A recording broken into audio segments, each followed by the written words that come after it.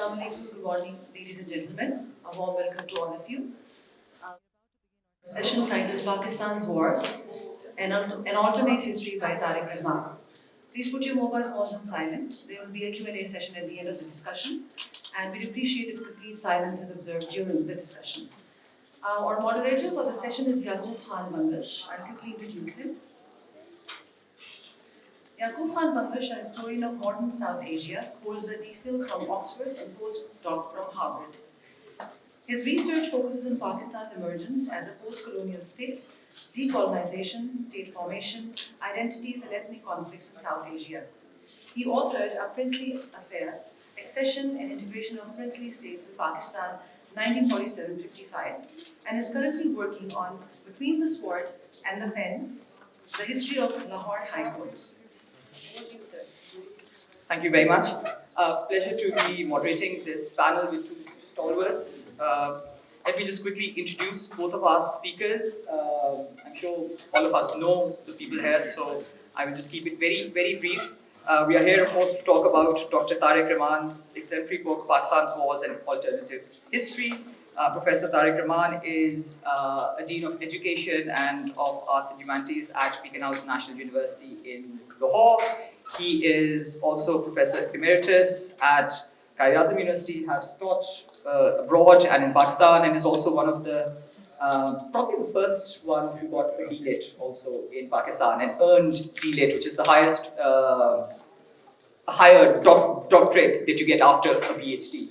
So a prolific writer, of course, he is a linguist and has published a lot of work on linguistic policy, but he's also published books on jihad, on names, and most recently, of course, this book, Pakistan's Wars, that we're going to talk about. So we're very glad that Professor Tariq Rahman is here. With him, we also have Dr. Moeed Yusuf, who is the Vice Chancellor of Beacon House National University. He's also had an exemplary career. He used to be the Vice President at USIP in Washington. He was also a National Security Advisor and is now, to use his words, disrupting BNU and making it a great university by making everyone work about 48 hours in 24 hours. But of course, in his NSA hat, he knew a lot of the things that are in the book from close quarters. So we're very happy that Dr. Moeed Yusuf has also joined us for this panel. Now, the way we will do the panel is that we will have Professor Tariq Rahman speak for about 20 minutes to give the broad contours of the book so that we can understand what the book is. Then we'll ask a few questions, and then from both Professor Rahman and Dr. Moeed Yusuf. And then in the end, 10 to 15 minutes, we will open it up for the public. So over to you, Professor Rahman. Thank you very much.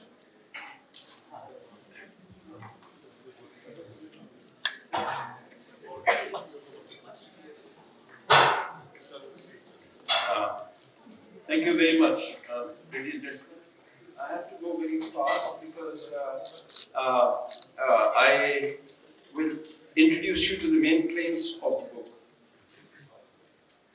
These are, basically how the decisions about war are made. That's what it is about, which includes counterterrorism, etc. Secondly, who made them? Thirdly, what were their consequences? And then, what were the effects upon the people? In this, I have used subaltern history, the concept of some people not having a voice. Now, either, of course, they're camp followers of the army, porters, cooks, and sweepers, etc. But I've used another concept, which is situational subaltern. That means during the war situation, there are people who are not otherwise in the lowest rungs of society, but they are silent because they have to be silent because of nationalistic fervor at that time. So, in this, they are.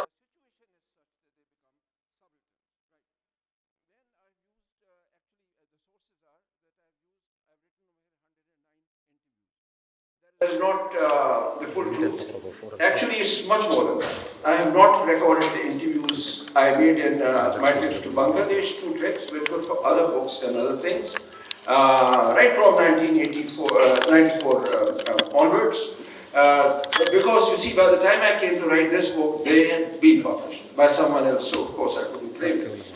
Then I have, some people have given an interview and asked to be quiet, not name, of course, one doesn't mention names if someone doesn't want it, but they don't want the interview to be mentioned, they just wanted a general thing, a talk, something I overheard, I've done that.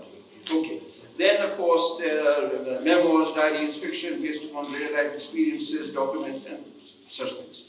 Now, the claims are that the decision-making about wars in Pakistan has been made by cliques. That it was very risky. By risky, I have sometimes used the word, as a metaphor, I have used the word gambling for it. And that in these wars, even those who are not otherwise subalterns become situational subalterns, which I just told you. Now, the word clique, I don't mean anything pejorative by it. By word clique, I only mean that there are people who may be at the topmost rungs of the government, but are not acting as if they are in a state. The state has a system, a du jour system to work.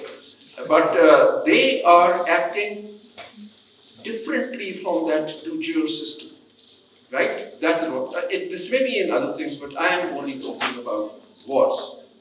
And I'm not the first one to use the word clique. It has been used by Dr. Moeed Yusuf, who is with us here. He has used the word intelligence-led in his SIPI report 2013, Stockholm International Peace Research Institute. That's called Decoding Pakistan's Strategic Shift in Afghanistan. So it's being used before. Now he has used it several other people have used it. So one does not, by this one does not mean that this is like a gang. That word has been used. It seems Zara has used that for the Kargil war. I'm not saying that. I'm only using it in a non-judgmental way, simply pointing out that these wars have not been decided upon in the manner in which the state, the laws of the state, want wars to be decided. That's all I mean. Okay. There were certain ideologies at work behind the decision. There always are, everywhere. But here, the ideology, obviously ideology is a cognitive map of reality. Our strategic culture is such that it translates into, in my view, wrong decisions. Because one of them is that India is a civilizational form. Civilizational means, one civilization is out to annihilate or overcome or, to dominate another civilization as a civilization. The other one is that the Pakistani soldiers better than the Indian ones. India is a hegemon, and sometimes words used are not very complimentary. That the Hindu can only get 2 blows and so on, and you can't say that and so on. Right? Hindus call a banya and so on.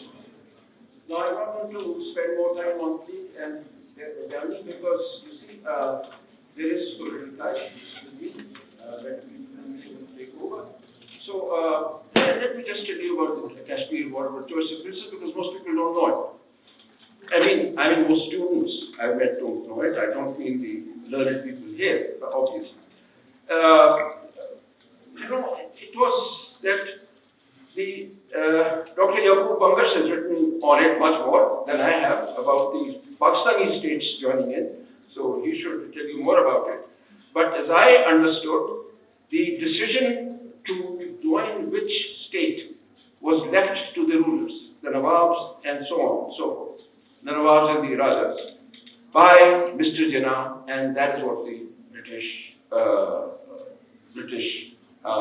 decision, let's say, was the legal one, although Mountbatten said that in states where there is a problem, the people should be asked. Nehru, on the other hand, did say that people should be asked. In fact, both Muslim League and the Congress simply used power wherever they could. Nehru did not refrain from that. Jinnah, where he could, did it, but then, of course, obviously the power was less. Okay. Right, and Let me say also one thing very clearly, that the Pakistan won areas, which we call Azad Kashmir, is actually Azad Kashmir. It is not Pakistan occupied Kashmir for the reason that people in this area, the locals, resisted. They took this area, and Gilgit, etc., they were held by Major Brown, a British officer. They voluntarily, they rebelled against the Maharaj. They joined it. So that's pretty legal. And also, here is something which you may not like. The Indian, what you call the Indian occupied Kashmir was, mind the word was, not also just occupied. The Maharaja of Jammu and Kashmir, although in retreat from his winter capital to his summer capital, did sign the instrument of accession. Alistair, Nam says that it was late, he was actually signing, the army was there. All that is true, but he vetoed because he didn't want all these tribesmen to come and attack his state. That too was legal. Again, look at the word was. At that time, Pakistan's claim that it was not legal, it was occupied, is wrong, just as the Indian claim is wrong. It is no longer morally valid because there are umpteen reports which I have quoted here from the United Nations, from other people, etc., which make it clear that India has violated human rights, is violating human rights, and when Jagmohan was, was a governor, and Lieutenant General Zaki was the corps commander over there, they actually conducted something like an occupation army. So India does not have the moral right to stay there, but it did have the legal right in 1947. Besides, at that time, Sheikh Abdullah was the elected leader. So the Maharaja was not liked very much anywhere, but Sheikh Abdullah was the elected leader. Sheikh Abdullah chose to let that Kashmir stay with India. Later on, he was jailed, etc., and all that thing. So India doesn't have the moral right now, but it did have the moral right then. Okay, what happened? What happened was that Pakistan used non-state actors for the first time. A clique used it. Unfortunately, in this clique, the Prime Minister and the Governor General were part of this clique. The Commander of the Army was not. General Gracie was not. He wasn't even told. He was told a month later. And certain minister, Shaukat Khan, writes that he was told, and he went to Kashmir. Proofs of that, I have not just got one, and I'm not going to spend time reading it out. I don't have that time. Cunningham writes in his diary that he tells Jinnah that at least I should have been told. These are my tribesmen, and I was given to understand that they will not be helped, and now they are being given petrol and so on and so forth. The government of Pakistan is helping them. The government of Pakistan's white paper said, they were themselves spontaneously raised. That is not true. They were sent. General Akbar Khan later wrote a book, and he called it Raiders in Kashmir. The name of that book is Raiders in Kashmir, and that is exactly the name used by the Indian white people. So this was the first time that non-state actors were used. Okay, what were the consequences? Very fast. The war was stopped. Some armed forces officers lost faith in the civilian leadership because they said, why did you stop this war? They thought they would win. And they blamed it. I've given their names, etc., but the names are, not important. Individuals are not important. The point is that the army, for the first time, as early as 1948, got this impression that we are better decision makers of war. We will not leave it in civilian hands. Important point to carry. As I said, I recorded it in inordinate whisper. Actually, General Gracie says that he joined in April when Jerem was in sight of the Indian Army. That's when Gracie joined the battle, himself, voluntarily. Most of you will remember how Gracie did not obey Jinnah. It was, the ammunition was coming in. It would have been, the risk would have been even greater. Gracie did join in April. Okay. Let me go to the next one. Exactly the same thing happened here, the same strategy. Use non-state actors. And a plan which had been rejected by Ayub Khan several times was followed. I've got several clues, but I'm just giving one. Mitta says that a file was brought to him several times. Every time the chief, which is Ayub, would reject it. Then he changed his mind. Why? Nobody gives an exact answer. I don't have an exact answer. I have a hypothesis which other people agree with, many of them. This is because in the run of Kutch, Ayub Khan thought that they had gained a victory and that the Hindu, Ayub Khan's words, cannot take more than 2 blows or so. Ayub Khan's words, by the way. Not something I agree with. Anyway, because that's a racist. Anyway, so they thought that they are going to, therefore, win this war. So, 2 plans they made actually, not one. One was to send soldiers on leave in civilian clothes. There were two operations, Operation Nusrat, and one which we all know, that is called Operation Gibraltar, and to carry on. And some of them actually, they did go inside, held territory, by the way, till October. See? That's by the Indian sources, tell me that, Indian generals. The other one was a grand slam, assault upon Akhnur, which is a city in Indian administrated Kashmir, which India considered its own, obviously, because the route from there opens to Jammu and then on to Kashmir. Strangely enough, India was not prepared. Akhnur was not properly defended. There were reasons for that. Both the Indian Army and the Pakistan Army had obeyed their. They had signed a bond. They had said that we are not going to have soldiers near the borders after the run of Kutch. Both had, fully abided by it, and therefore, both armies, when they faced each other on the 6th of September 1965, had not eaten and drunk, etc., food, etc., properly for the last 24 hours. Akhnur was not defended. The commander of the Indian Army was not actually ready to take on a war with Pakistan. What happened? They were ordered by the Prime Minister, Lal Bahadur Shastri, to do so in order to save Lahore. In order to save Akhnur. So the assault on Akhnur was called Grand Slam. This means crossing the international boundary. Well, I can't get this thing on somehow, but okay. But it doesn't matter, you can see it. You can see that, oh yeah, right, I can. So here it is, see? That's the international boundary. That means full war, in which you can use aeroplanes, tanks, heavy cannon, and so on and so forth. So it happened. And obviously, this was, from the strategic point of view, from the military point of view, it was a mistake. From the economic point of view, it was a mistake. Let's go to the next one.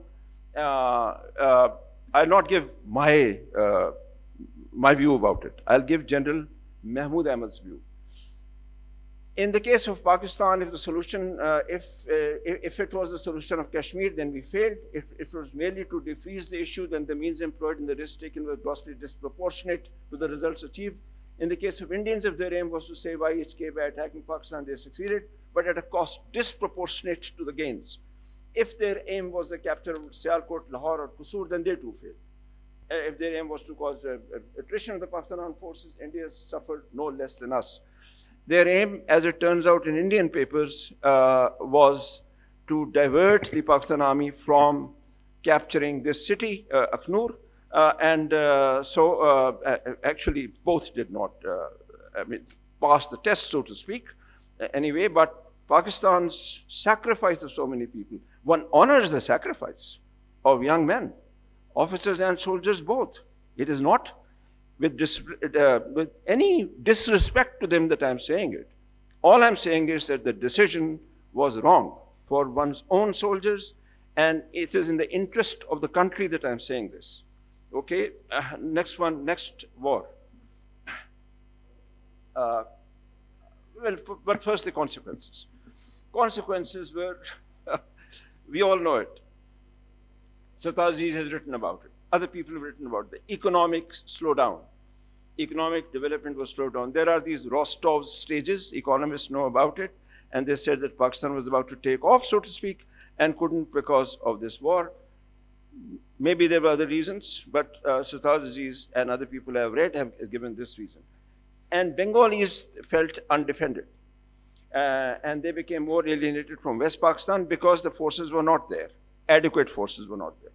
Pakistan moved closer to China because, America stopped the aid of tanks, etc. So they took the T-59 tanks from China. When Pakistan moved closer to China and the Arab world, etc., from the Arab world, there was the import of Saudi Islam, version of Islam also. Pakistan moved towards the religious, political, cultural right. When I was a child, Gandhi, Ashoka, etc. were taught. They were no longer taught after this. Then the 71 war, which is a very tragic war. As far as the actual killing and so on is concerned, I have quoted mostly Pakistan Army officers. I have also quoted others, of course. Sarmila Bose, for instance, who was considered neutral in Pakistan. But I have Bengali sources, I have referred to them. But if I had quoted only them, people would have said, well, just Bengali sources. So I have actually made it a balanced thing. It was something which many Pakistani officers have regretted later also.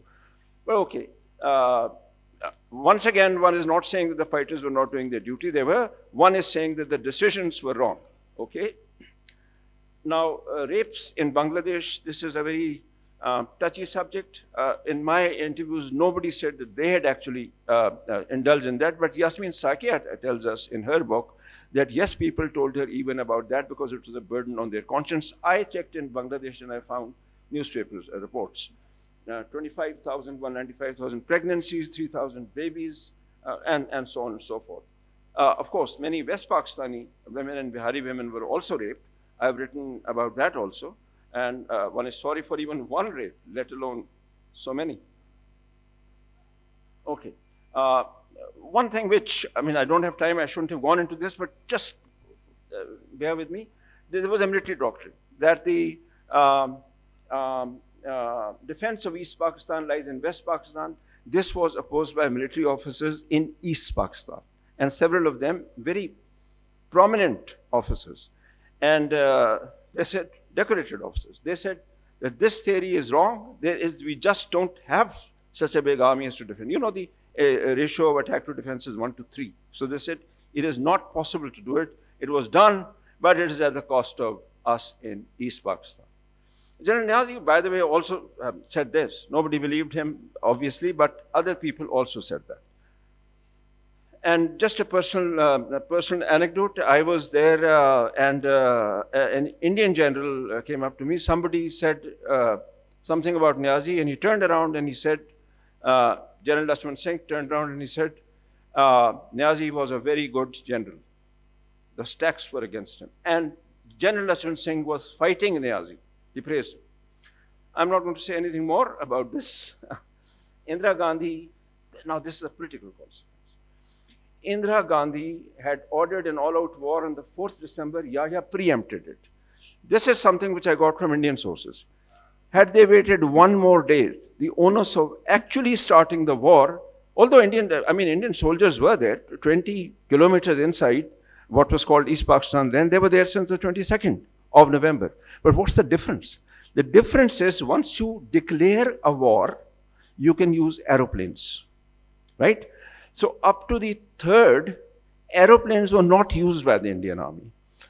On the 4th, if they had declared war, aeroplanes would have been used, of course, but on the 3rd, since the Pakistani aeroplanes had gone there, etc., India brought its aeroplanes, and the first thing they did was destroy the airfields. And after that, the Pakistani airplanes simply couldn't take off. I interviewed an air commodore, and he said, how could we run? How could we do it? The airports had been, there was nothing to take off.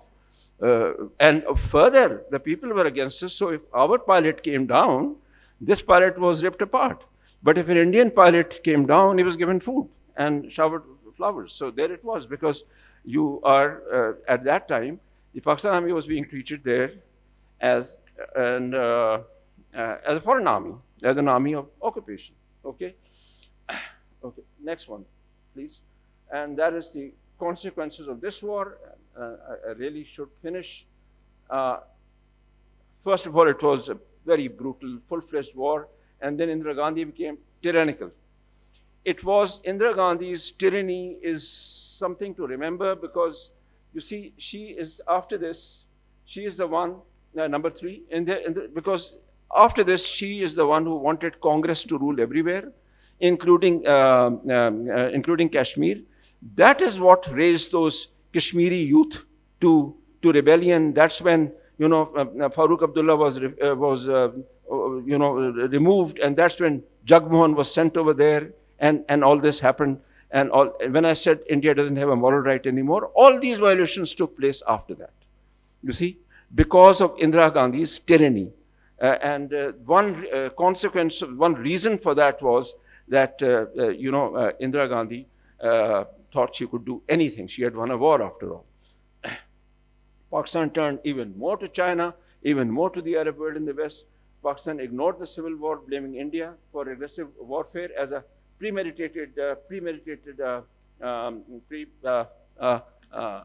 Calcutta conspiracy. Those are the words used somewhere. That is not entirely true. In fact, none of the documents I have read bear this out. I read a document about the Bhasha Andolan, which is the language movement of 1948, 1952. And it said, there was a CID report marked top secret.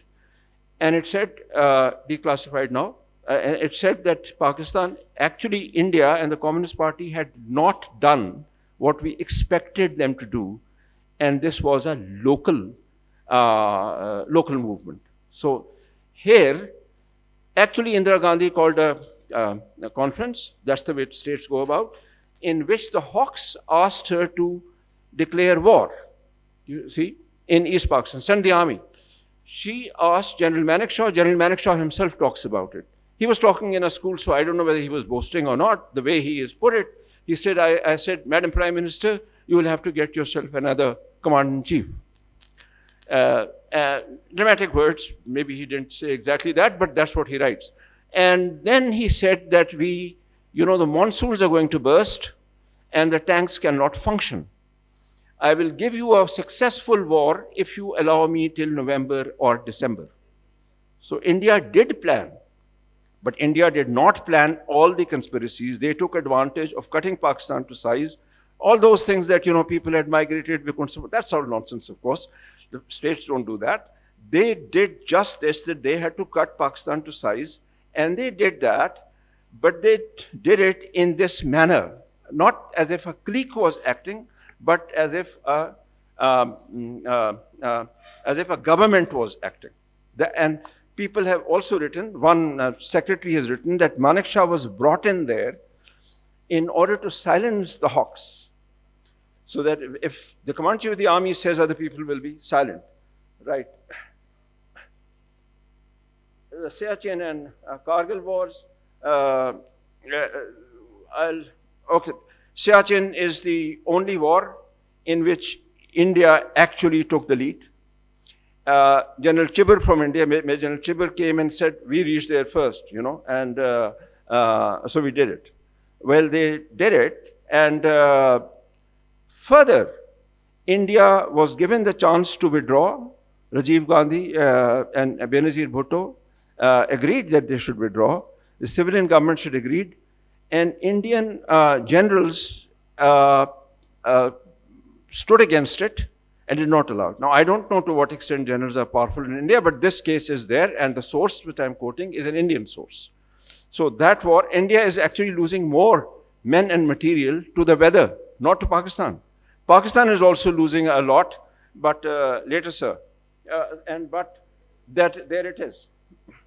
The occupation of Kargil Heights, on which Naseem Zahra has written an excellent book, don't have to talk much about it, was planned by 4 people, General Pervez Musharraf, obviously, General Mahmood Ahmad, General Aziz Khan, and executed by Major General Javed Hassan. It was, we'll take these heights, we will lodge these, big guns, and we are going to destroy the road. So Indian troops will not be fed, and India is going to come to the negotiating table. Because they were 10 to 20 kilometers inside India, India brought the Air Force, and therefore our troops had to, it was very difficult for our troops. It was very difficult for Indian troops too. And actually, both troops have praised each other's tenacity and sheer will to stand there. But how long can you keep fighting if there are? And it was a decision of the top people, but there it was. So the troops, it wasn't a failure on the part of the troops, but there it was.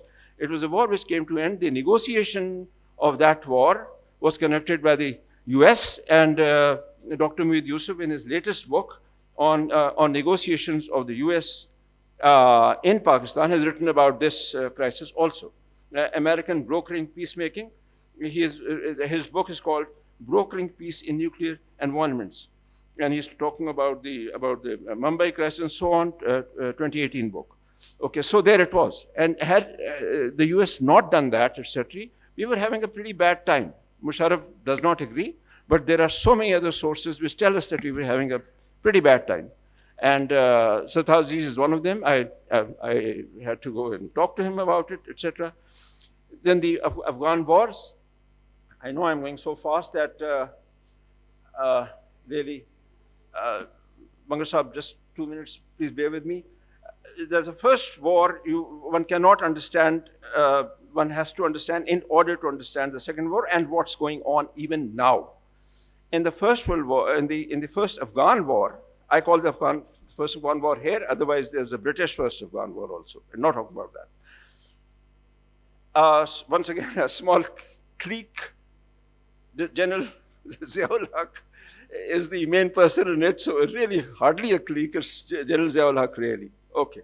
Of course, he adds to it, the head of the ISI, but General Ziaul Haq basically orders this. And KMRF says that Stinger missiles were given to Afghan fighters, justified the need of training them. This was imparted in ad hoc camps organized by the ISI with instructors provided by the army. He adds that the cabinet members knew that Pakistan was supporting the Afghan struggle, but the details were kept secret from the civilian authorities. Just what I was arguing about, that you don't go the normal way, and civilian authorities, if any, are not really authorities. So, actually, how much was given? Brigadier Yusuf, who led the, this operation, has written that in his own book, and he says that most of the ammunition went to the Islamists. He has actually given figures: 67 to 73% did go to the fundamentalists. He says, much to the CIA's chagrin, but he says it was based on military criteria. Now, what happened? And what is happening now? Pakistan then trained some of them to attack India, thinking that India will come to the negotiating table by it. Others tried to impose their version of Islam, etc., and conquered is the word I use, tribal areas. They violated Pakistan's sovereignty, not the, drones which we were talking about. Drones were actually permitted by every government, civilian and military, at that time. And they were given special passages to fly, and they flew only those. So if we say that, yes, one leader was killed, 9 civilians were killed, that's true. That's not violation of sovereignty. That is violation of human rights. That might be true, but this one is not true. They did not violate sovereignties. Okay, I'm now quoting Tariq Khosa about the one kind of attack, Mumbai attack. He actually says we traced out the dinghy and everything else, and it was done from Karachi. But what is more important is that Barack Obama's, when he said this thing, that I think is true, that basically Pakistan, again, Moeed Yusuf, I'll argue, in one of his books he says that there was a strategic shift, and the shift was to reduce to safeguard against, I'm quoting him, to safeguard against the emergence of a hostile government in Afghanistan, sympathetic to India, to ensure Afghanistan does not descend into chaos. But he also says that Pakistan wanted the Taliban to to reconcile and to be brought in to the government. That, of course, did happen, but the Taliban did not reconcile and come into the government. They became the government. And that, I think, was a mistake on Pakistan's part. Anyway, so the estimated deaths by drones are these. Estimated deaths by militancy are these. I will not read out the conclusion to you. It will be clear to you by now. If you want to ask me later. Thanks very much.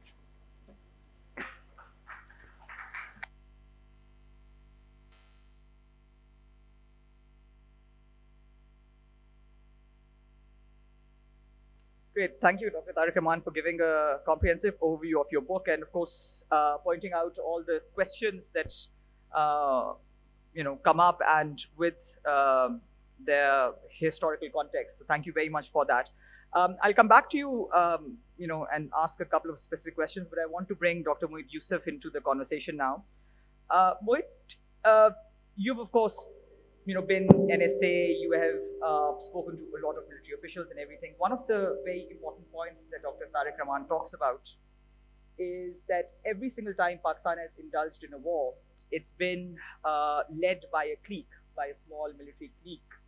Why do you think, and of course, by the end of it, it ends up in either a failure or a stalemate at best. Why do you think that kind of military thinking still persists? Thanks. Thanks, Yaqoob, and Assalamu alaikum, everyone. I don't know if it does. Thankfully, we haven't tested that for a few years now. But what I will tell you is that I think what Tariq Saab's very, very commendable work is explaining is something that's very important in its own right. But still, I think we're talking about the symptom of a much deeper issue. And the deeper issue is that Pakistan's never really been able to decide and define what's the equilibrium of the civil-military power balances.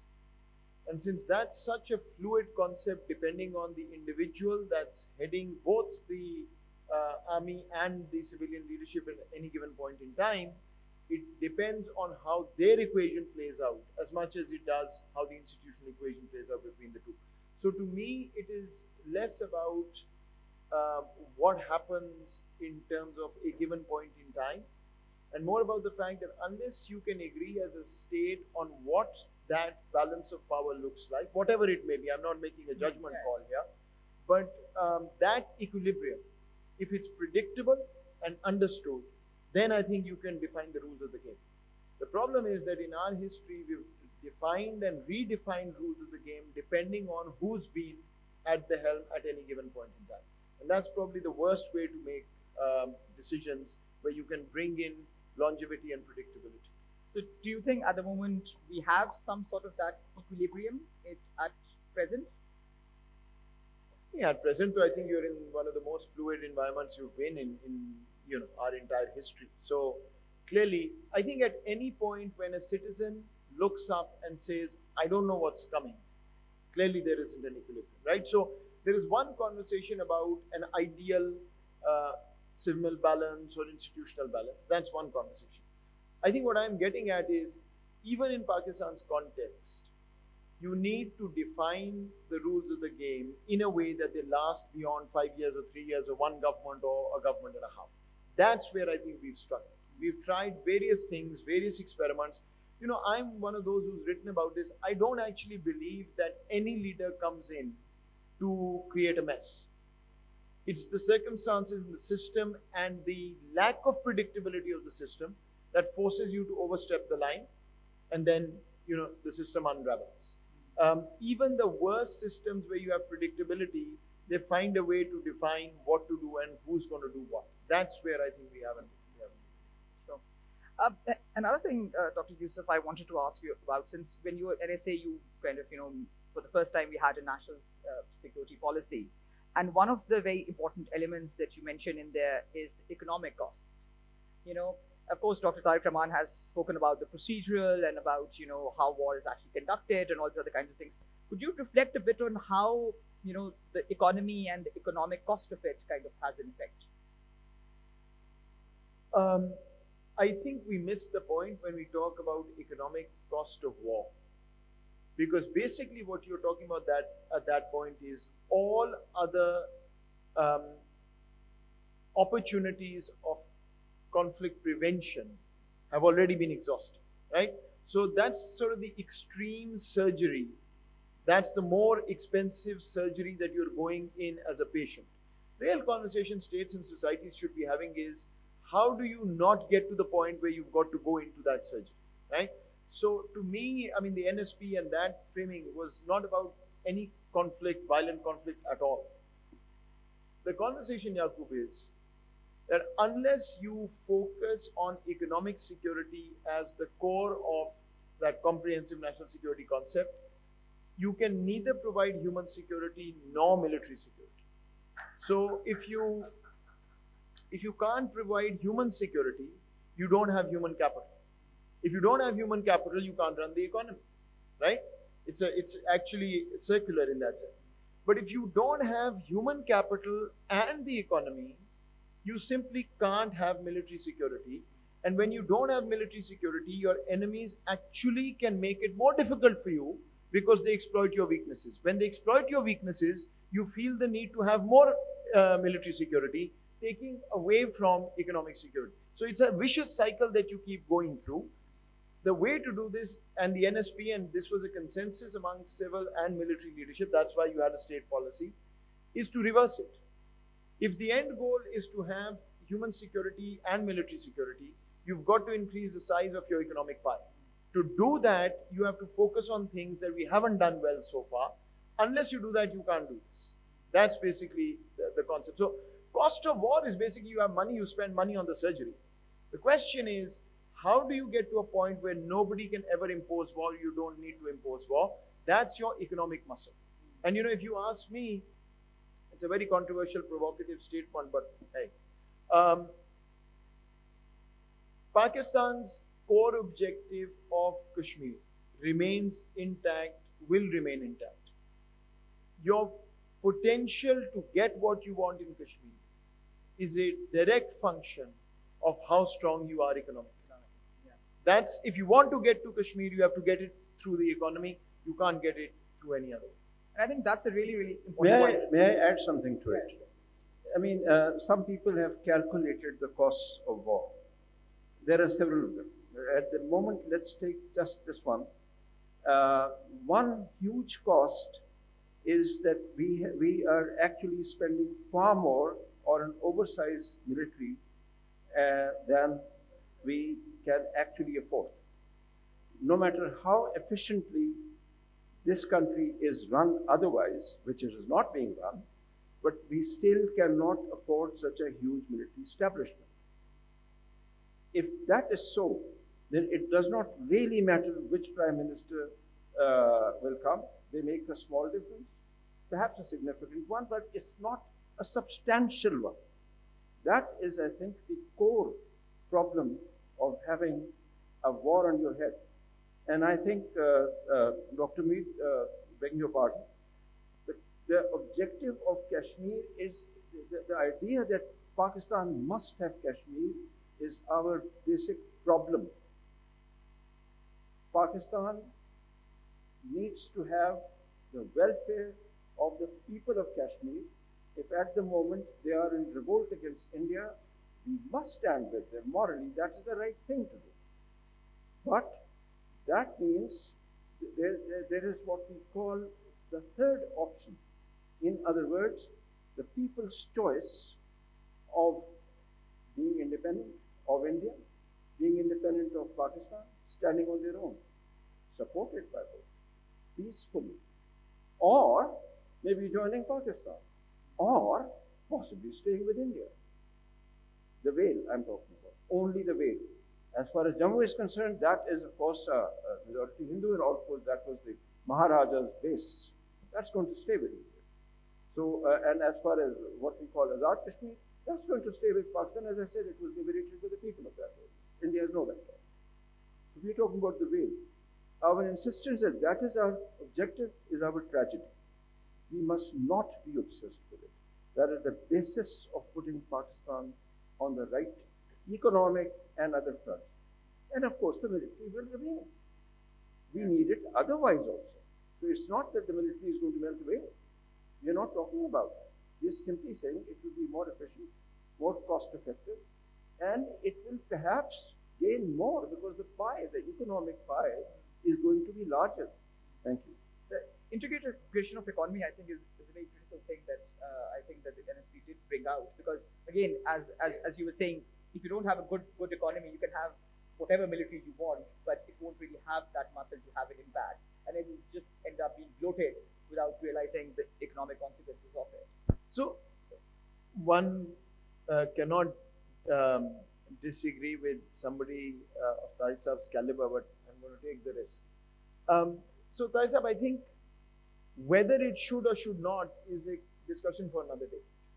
But the fact that it is, the policy conversation has to be, how do you pursue the objective without undermining your own strength as a society, as a nation, as a state? I think that's the policy question. What you're saying is the right academic question, but perhaps needs to be answered elsewhere. While that objective is there and it will remain there, and that's how it's structured, I think we have to understand that the reason Pakistan doesn't get traction globally today, apart from other reasons, one big reason is the weakness of the internal weakness of the economy. And if you were to ask me on the cost of war, Yaqoob, I would actually argue that much more than the economic cost. If you add all of Pakistan's wars and the money spent, I don't think that's really the make or break. The real cost of war, I'll tell you what it is. And that's not one of the wars that have been mentioned here. That is that any Pakistani citizen born after 1995 has never seen a peaceful day in this country. That's the cost of war. The cost of war is that I'm now you deal with, Tariq Saab deal with 18 to 22-year-olds.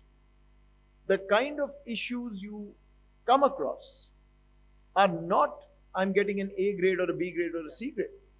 The kind of issues you come across are a permanent state of PTSD, because these are kids who have grown up in a Pakistan where their parents did not allow them to go out and play football and cricket with anybody. They were told to stay in watch. Somebody's coming after you. The schools had barricades and walls that were higher than, fortresses. That's not normal upbringing. When you bring these people to lead you, and they are the people who are going to lead you, they are going to bring that trauma with them.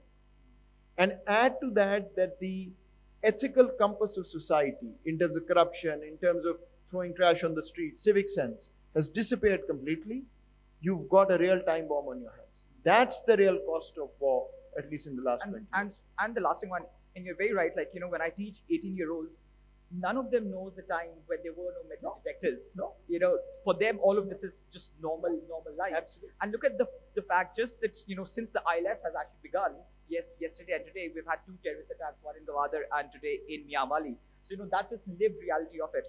But before we open to the questions, and we'll have a very limited time there, I just want to ask Dr. Rahman one thing. The last 2 chapters, you talk about sort of the human side of it, about the widows, about people who have fought in the war, and the mental trauma. Could you say just quickly a few words about that? Because that is a side of war that is rarely spoken about. Yeah, that's right. The last 2 chapters, actually, the book is not about battles. That is what I really wanted to write. Those are the people who are affected. And one of the things that Dr. Moeed just said, that I have said it very expressly in this book, because I interviewed people whose brother, other people had been killed, who had been maimed because of the bomb explosion, the suicide thing. And they said, आवाज आती है तो हम डर जाते हैं, ऊंची आवाज हम बर्दाश्त नहीं कर सकते. That is the real cost of war. That's the intangible cost of war. Absolutely. So those 2, a number of those interviews are about those people. And that's why those 2 chapters. Besides, there's a chapter on transcending prejudice. That chapter tells us that within this thing, human beings are not always full of hatred at a personal level. So there are Indians helping Pakistanis, there are Pakistanis helping Indians, there are Bangladeshis helping Pakistanis, there are Pakistanis helping Bangladeshis. That too, and that is generally That's not the story normally. The story is jang hui, wo battle thi karana. This is the story which I've also told, these stories in that chapter, which is on transcending prejudice, etc. So yes, those chapters of hadith, and I think those are perhaps, one doesn't have time, otherwise I would have emphasized something about those chapters. Thank you. Right. Well, we only have a few minutes left because we did begin late, so we're just ending exactly in an hour. We have some time for questions, so we'll just take one round of questions, maybe about 3 questions, and please, if they can be actual questions and short and directed towards either one of our panelists, that would be great.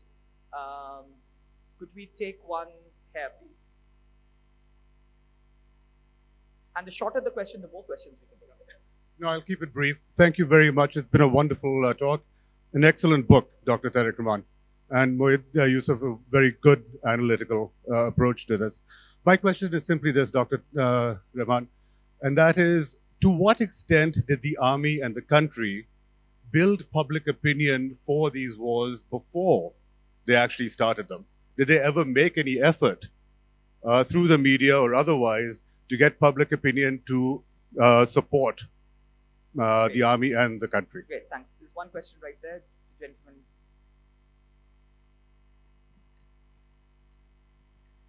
Yeah, we're just going to take a few. We're just going to take a few so that in the interest of time. Hello हाँ जी, मैं ये कह रहा doctor साहब कि ये जो आपने फिगर्स दी एक दो जगह कि general Mahmood was commander 11 division, ये आपने फिगर दी है general Mahmood was not commander 11 division, is commander 10 corps. आवाज आ रही है? ठीक है. हाँ जी, ये जरा आप फिगर्स ठीक कर लें. ठीक है. और दूसरी बात है 65 वॉर में आपने खेमकरन को टच ही नहीं किया. You must touch, when you talk about 65 war, you must talk on Khemkaran. Otherwise, this episode, this whole thing would be incomplete. Great, thanks. There's Thank a you. question right in the front row here, please. Yeah.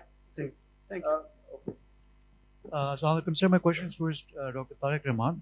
Sir, I want to talk about why don't we why doesn't the Pakistani army appreciate the horrible long-term implications of its strategic decisions, like the blowback that can actually come from them? Is it because of a lack of institutional memory? Great. And then one last question from there, the gentleman there. Yeah.